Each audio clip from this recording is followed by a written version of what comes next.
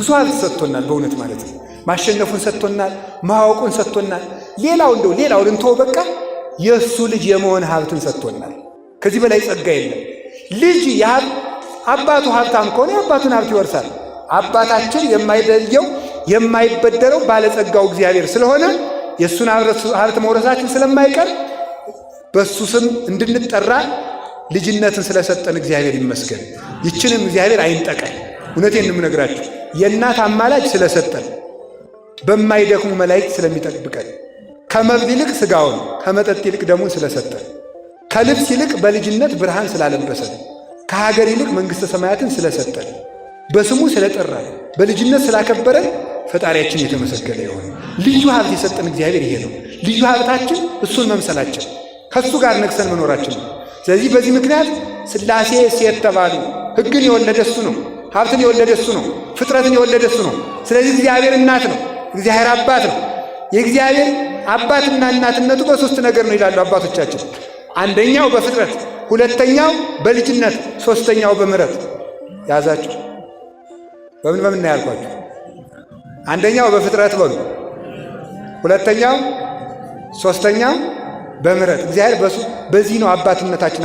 አይ እንዴት ያለ እናት ነው እግዚአብሔር! እንዴት ያለ አባት ነው! ወልዶ ማይጥ ነው። በፍጥረት ወለደን። በፍጥረት የሰጠንን መልክ በኃጢአት አበላሸ ነው። ከዚያ ለመሰለ ተመልከቱ። መጨረሻ ላይ መጣና ደግሞ እሱ ዳግመኛ ተወለደና ደግሞ ተመልከቱ፣ ክርስቶስ ተወልደው ተጠምቀ ወለደን ዳግም አይደለም እንለው እንዴ? ዳግመኛ ወለደን ማለት ደግሞ የልጅነት አባትነትን ደግሞ ሰጠን እንደገና። አሁን እሱን ደግሞ በኃጢአት እያበላሸ ነው ስለሆነ አንድ ቀርታናለች። የምሕረት እናትነቱና የምሕረት አባትነቱ። የፍጥረት ልጅነታችን ብናበላሽ በልጅነት መለሰልን። የልጅነቱን በኃጢአት ስናበላሸው ደግሞ እግዚአብሔር በምሕረት ልጅነታችን ይሰጠናል። አባትነቱን አጽንቶ ይኖራል። የምሕረት አባትነቱ በንስሐ ማለት ነው። ባይሆንላችሁ ደግሞ በጥምቀት ያገኛችሁትን አባትን ልጅነት በኃጢአት ካበላችኋችሁ በምሕረት ልመልስላችሁ ብሎ የንስሐ በርን ቅዱስ ጎርጎርዮስ አርኀወ ለነ ኆኃተ ንስሐ የንስሐ ደጅን ከፈተልን ይላል። ጌታችን መድኃኒታችን ኢየሱስ ክርስቶስ ክብር ምስጋና ይግባውና ሲጠመቅ የተከፈተው ሰማይ የምሕረቱ ደጅ ነበረች። በኃጢአታችን የዘጋነውን ደጅ በጥምቀት የከፈተልን አምላክ ክብር ምስጋና ይግባው። ስለዚህ ሥላሴ እንለዋለን፣ ልዩ እናት እንለዋለን ማለት ነው። ቅድስት ሥላሴ ሴት የተባለ ስለዚህ ነው። አላችሁን? ሴት ወጥታ ወርዳ ልጇን ታሳድጋለች ይላሉ ሊቃውንቱ በሁለተኛ ትርጓሜያቸው። ሥላሴ ደግሞ በዝናብ አብቅለው በፀሐይ አብስለው ይመግባሉ። ነፍስን በሥጋና ደም በቃል እግዚአብሔር ያሳድጋሉ። ሥጋን በዝናብ አብቅለው በፀሐይ አብስለው በአራቱ ባሕርያት መግበው ጠብቀው ከጽንስ ጀምሮ እናታችን የበላችሁ ተጭኖ የጠጣችሁ አንዝዞ እንዳይገለን ጠብቀው ያሳድጋሉ ሥላሴ። ከዚህ የተነሳ እናት ይባላል እግዚአብሔር ማለት ነው። ወልዶ የሚያሳድግ ማሳደጊያውንም ማደጊያውንም የሰጠን የፈጠረንም እሱ ስለሆነ ከዚህ የተነሳ ምን ይባላል? እግዚአብሔር እናት ይባላል። አላችሁ የላችሁ? እናት ክፉ ልጅ የላትም። የሚደንቀው እኮ ይሄ እናት ክፉ ልጅ የላትም። እግዚአብሔር እናት እንደውም ይላሉ አዘክር ይልሃጣን ሊቃውንቱ እንዲያግዙኝ ነው። ሲጠፋ አንዳንድ ጊዜ እነሱ መጠየቅ ይገባላል። አዘክር ይልሃጣን ዋኮ ለጻድቃን ብሏል። እመቤታችን ለጻድቃን ሳይሆን ለኃጥአን አሳስቢ። እስኪ በሉ እንደዚህ ለጻድቃን ሳይሆን ይህን ሊቃውንቱ በጉባኤ ሲተረጉሙ ምን ይላሉ? እንደ እናት ይላሉ። እናት ከጥሩ ልጇ ይልቅ ለክፉ ልጇ ታዝናለች። ይሄኛው ልጅስ መቼም ጠባየኛ ነው፣ ሰው ጋር ይኖራል። ይሄ ነው እንጂ እዚያም ጋር ሲጣላ አንዱ ቅንጭላቱን የሚልብኝ ብላ ለክፉ ልጇ እንድታስብ ድንግል ማርያም ሆይ ለክፉ ልጆችሽ አስቢልን። እመቤታችንም ከጻድቃን ልጆቿ ይልቅ ለእኛ ታስባል። እግዚአብሔርም ከደጋግ ልጆቹ ይልቅ ከክፉ ልጆቹ አንዱም እንኳን እንዲጠፋ ስለማይፈልግ ለልጆቹ ስለሚያስብ እግዚአብሔር እናት ይባላል። እግዚአብሔር ለሁሉም ስለሚያስብ የነነዌ ጾም ከዚህ የተነሳ ነው አይደለም? ሰው ኃጢአትን የኃጢአት ጽዋ ሞልቶ እስከሚተርፍ ድረስ ሰርቶ መጨረሻ ላይ ምንድን ነው ያለ? ሂድና እነዚያን ሰዎች ስበክልኝ አይደል? ነቢዩ ዮናስ ከወጣ በኋላ ከባሕሩ ወጥቶ እግዚአብሔር ከባሕሩ ወጥቶ ሄዶ ሰበከ። ነነዌ ትጠፋለች አለና ኋላ እግዚአብሔር ምን አደረገ? እግዚአብሔር መስበኩን ሰብቻለሁ፣ ችግር የለም ግን አንተ መሐሪ ነህ፣ ማሳፈር አይቀርም።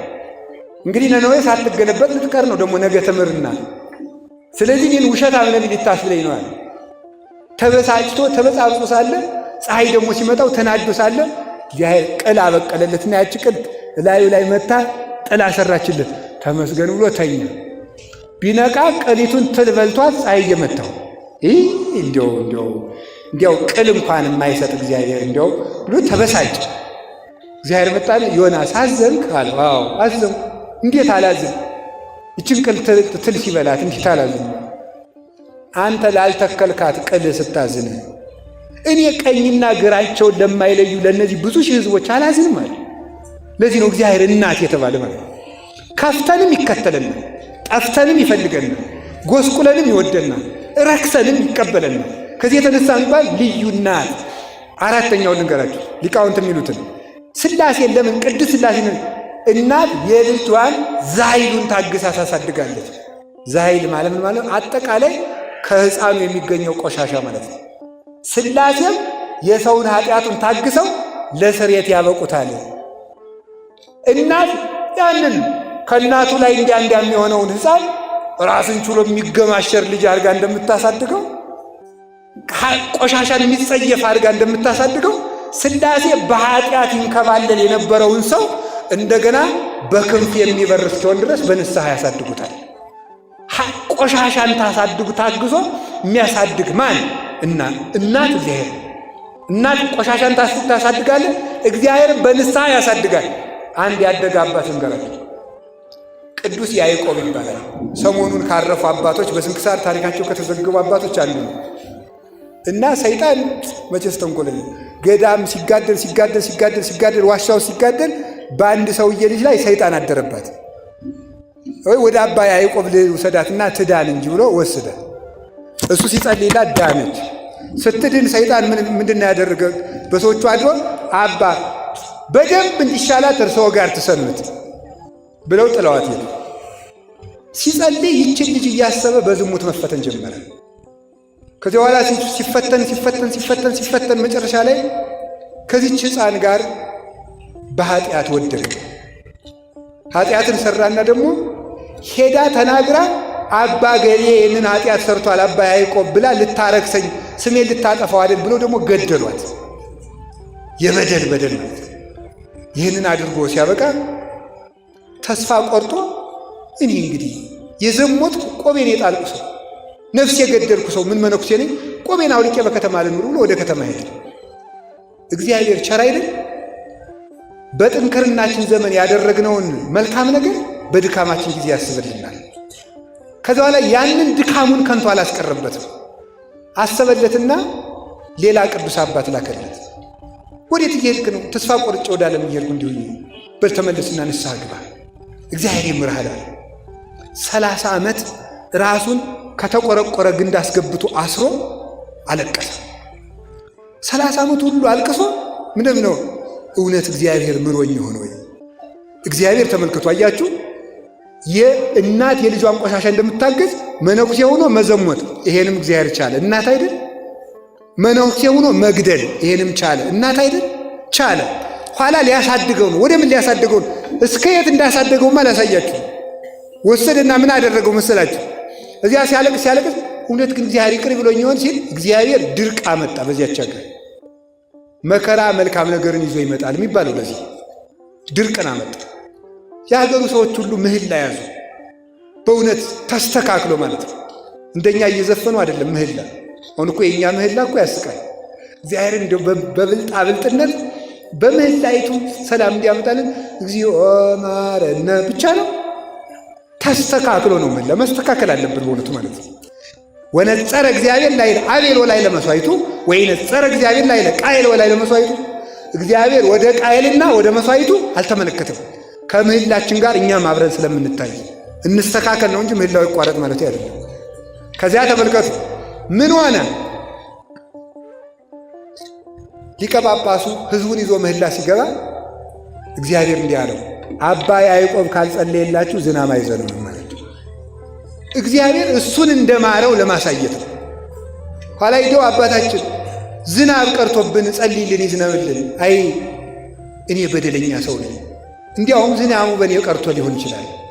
አይሆንም አላቸው። እግዚአብሔር ልኮን ነው፣ ግድ የለህም አለ። እንዲህ አለና በኃጢአት የጠቆረ ፊቴን ወደ አንተ ላቃናው አይገባኝም፣ በኃጢአት የከፋ አንደበቴን ወደ አንተ ልከፍተው አይቻለኝም፣ የቸርነትን ሥራ ስራላቸው ብሎ ጸለየ። ያን ጊዜ ዝናብ ዘነበ። በዚህ እግዚአብሔር ይቅር እንዳላወቀ ዝናብ የሚከለክል ኃጢአት የሠራውን መነኩሴ ዝናብ እስከ ማዝነብ አሰደገው። ታግሶ የሚያሳድገን እግዚአብሔር የተመሰገነ ይሁን።